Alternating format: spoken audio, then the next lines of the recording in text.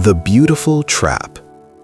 Lot looked around and saw that the whole plain of the Jordan towards Zoar was well watered, like the garden of the Lord, like the land of Egypt.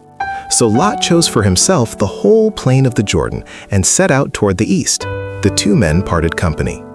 Genesis 13:10-11. Life is a continuous series of choices.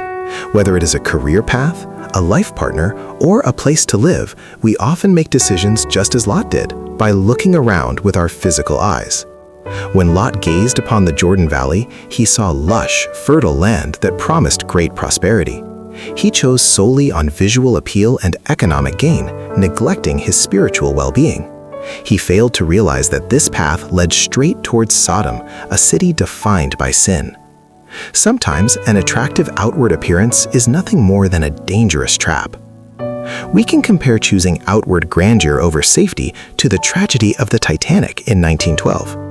At that time, travelers chose the Titanic because it was hailed as a floating palace and the unsinkable ship.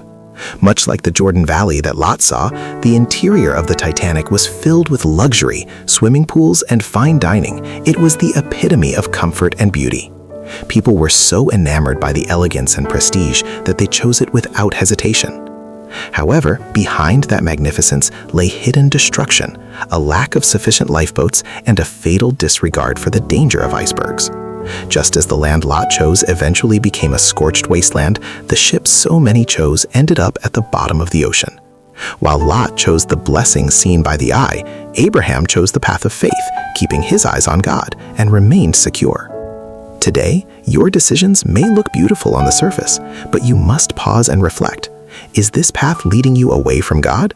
Is it a road to Sodom that poses a risk to your soul? Reflection and action. Do not trust your eyes alone. Do not base your decisions purely on outward appearances or immediate profit.